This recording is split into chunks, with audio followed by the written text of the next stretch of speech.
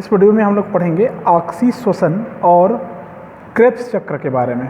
ठीक है, ऑक्सी श्वसन और क्रेब्स चक्र के बारे में हम लोग पढ़ेंगे।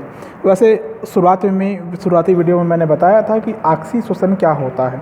तो माइटोकॉन्ड्रिया में जो श्वसन होता है उसमें जो ग्लूकोज होता है, ग्लूकोज का ऑक्सीकरण होता है विभिन्न एंजाइमों की सहायता से, और ग्लाइकोलिसिस कहलाता है वो चक्र। पिछले वीडियो में हमने देखा था। ठीक है, हम जानते हैं कि ग्लूकोज के अणु के ऑक्सीकरण होने के पश्चात अर्थात ग्लाइकोलिसिस चक्र संपन्न होने के पश्चात अंतिम उत्पाद के रूप में पायरुविक अम्ल बनता है, जो कि कोशिका द्रव्य से माइटोकॉन्ड्रिया में परिवहन किया जाता है। ठीक है, तो जो कोशिका द्रव्य से माइटोकॉन्ड्रिया में परिवहन कर लेता है, उसके बाद जो क्रेब्स चक्र की क्रियाविधि है वो संपन्न होती है माइटोकॉन्ड्रिया में। किसमें संपन्न होती है? माइटोकॉन्ड्रिया में संपन्न होती है। हमें पता होना चाहिए कि सबसे पहली प्रक्रिया जो माइटोकॉन्ड्रिया के मैट्रिक्स में होती है पहली, दूसरी प्रक्रिया माइटोकॉन्ड्रिया की भीतर झिल्ली में संपन्न होती है। ठीक है, पायरुविक अम्ल जो बना हुआ है वो कोएंजाइम और NAD आयन अपचायक पावर की सहायता से मैग्नीशियम आयन की उपस्थिति में पायरुवेट डिहाइड्रोजनेस एंजाइम की उपस्थिति में शुरुआत में एसिटिल कोएंजाइम बनता है, कार्बन डाइऑक्साइड बनता है, NADH2 बनता है। ठीक है, कहने का मतलब ये है कि पायरुवेट का चरणबद्ध क्रम में पूर्ण ऑक्सीकरण होने के पश्चात हाइड्रोजन परमाणु अलग हो जाते हैं और 3 कार्बन डाइऑक्साइड के अणु भी मुक्त हो जाते हैं। हाइड्रोजन परमाणु जो अलग हुआ है वो इलेक्ट्रॉन ऑक्सीजन अणु की ओर जाते हैं, जिसके परिणामस्वरूप ATP का संश्लेषण किया जाता है।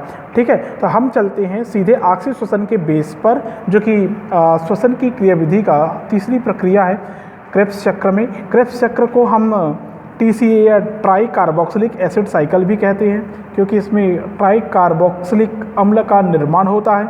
ठीक है, नाम है साइट्रिक एसिड। ठीक है ना, क्या है? साइट्रिक एसिड का निर्माण होता है ट्राई कार्बोक्सिलिक चक्र में, इसलिए इसका नाम पड़ता है TCA साइकिल। ग्लाइकोलिसिस की क्रिया में जो पायरुविक अम्ल बना हुआ रहता है ऑक्सीजन की उपस्थिति में क्रेब्स चक्र के द्वारा ऑक्सीकृत होता है। इस क्रिया का वर्णन सबसे पहले सर हैंस क्रेब नामक साइंटिस्ट ने किया था 1937 में, इसलिए इस चक्र को हम क्रेब्स चक्र के नाम से जानते हैं। ठीक है, TCA या साइट्रिक अम्ल चक्र भी कहते हैं, क्योंकि इसके फलस्वरूप ट्राई कार्बोक्सिलिक एसिड का निर्माण होता है। ठीक है, संपूर्ण प्रक्रिया माइटोकॉन्ड्रिया के अंदर कंप्लीट होती है, क्योंकि इस क्रिया से संबंधित सभी एंजाइम्स माइटोकॉन्ड्रिया के अंदर पाई जाने वाले क्रिस्टी या दीवार में पाई जाती है। चलिए इस चक्र का अध्ययन करते हैं। देखिए, सबसे पहले क्या होता है कि जो पायरुविक एसिड रहता है, जो कहाँ पर बना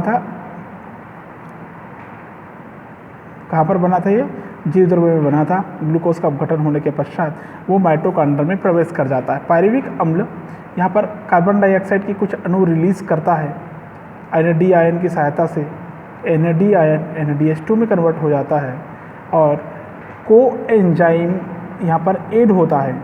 कोएंजाइम की सहायता से कार्बन डाइऑक्साइड भी यहाँ पर मिलता है और पायरुविक एसिड कन्वर्ट हो जाता है एसिटिल कोएंजाइम में 2 कार्बन वाला। ठीक है, पायरुविक डिहाइड्रोजनेस कॉम्प्लेक्स यहाँ पर होता है, जिसकी उपस्थिति में एक क्रिया संपन्न होती है। मतलब पहला उत्पाद बना यहाँ पर एसिटिल कोएंजाइम बना। ठीक है, एसिटिल कोएंजाइम पायरुविक अम्ल के बनने और इधर क्रेब्स चक्र के संपन्न होने की बीच की कड़ी है। मतलब ग्लाइकोलिसिस और क्रेब्स चक्र की बीच की कड़ी है एसिटिल कोएंजाइम का निर्माण होना। अब ये एसिटिल कोएंजाइम यहाँ पर पानी का उपयोग करता है साइट्रेट सिंथेटेज एंजाइम की उपस्थिति में, और बनाता है साइट्रिक एसिड बनाता है, जो कि 6 कार्बन वाला होता है। ठीक है, यहाँ पर कोएंजाइम इसी जगह से रिलीज होकर पहली प्रक्रिया में मिलती है। साइट्रिक एसिड का निर्माण हुआ। साइट्रिक एसिड पानी को त्यागता है, पानी के अणु को रिलीज करता है और सिस एकोनैटिक एसिड में कन्वर्ट हो जाता है। ये सिस एकोनैटिक एसिड पानी का उपयोग करते हुए एकोनाइटेज एंजाइम की उपस्थिति में फेरस आयन की उपस्थिति में आइसोसाइट्रिक एसिड बना लेता है। ये आइसोसाइट्रिक एसिड NAD आयन की उपस्थिति में NADH2 बनाता है, और आइसोसाइट्रिक डिहाइड्रोजनेस एंजाइम की उपस्थिति में मैग्नीशियम आयन वहाँ पर होता है, उसकी उपस्थिति में ऑक्सैलोसक्सेनिक एसिड बना लेता है। ऑक्सैलोसक्सेनिक एसिड कार्बोक्सिलेज नामक एंजाइम की उपस्थिति में कार्बन डाइऑक्साइड को रिलीज करते हुए अल्फा कीटो ग्लूटारिक एसिड में कन्वर्ट हो जाता है। Alpha keto glutaric acid NAD ion की उपस्थिति में NADH2 बना लेता है, जो थोड़ा सा और जो कार्बन डाइऑक्साइड बचा रहता है उसको रिलीज करता है। अब यहाँ पर alpha keto glutarate dehydrogenase complex का एक एंजाइम यहाँ पर काम करता है, और ये बनाता है सक्सिनिल कोएंजाइम बनाता है। क्या बनाता है? सक्सिनिल कोएंजाइम बनाता है। ये सक्सिनिल कोएंजाइम यहाँ पर थोड़ी देर बाद में ये जो डिहाइड्रोजनेस का जो कॉम्प्लेक्स है उसको त्यागता है, कोएंजाइम यहाँ पर मिलेगा और यहाँ पर फिर से ये प्रक्रिया लगातार बनते रहता है, होते रहता है, सक्सिनिल कोएंजाइम बनता है। सक्सिनिल कोएंजाइम बनने के बाद जीडीपी इनऑर्गेनिक फास्फेट के साथ में क्रिया करता है, उच्च ऊर्जा बंद जीटीपी बनाता है। सक्सिनिल थायोकाइनेज नामक एंजाइम की उपस्थिति में एक क्रिया संपन्न होती है और बनाता है सक्सिनिक एसिड बनाता है। सक्सिनिक एसिड एपीडी आयन की उपस्थिति एपीडी की उपस्थिति में एपीडीएच2 बनाता है। सक्सिनिल डिहाइड्रोजनेस एंजाइम यहाँ पर काम करता है, फ्यूमरिक एसिड बनाता है। ये फ्यूमरिक एसिड फ्यूमरेज नामक एंजाइम की उपस्थिति में पानी को उपयोग करते हुए मैलिक एसिड बनाता है।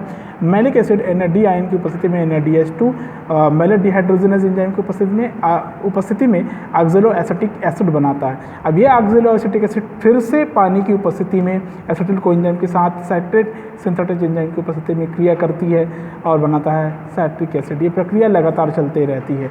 ठीक है, ये हो गया क्रेब्स चक्र, समझ में आया। इस क्रेब्स चक्र के द्वारा लगभग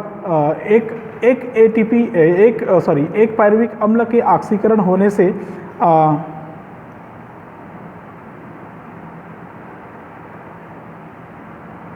15 ATP बनता है। ठीक है ना, कितना ATP बनता है? 15 ATP बनता है। बाद के फिर दूसरे पायरुविक अम्ल का गठन हुआ तो फिर से 15 बनेगा, टोटल हो गया 30। और वहाँ पर कितने थे? 8। ऐसे करके टोटल ऑक्सीजन में 38 ATP का फॉर्मेशन होता है। ठीक है।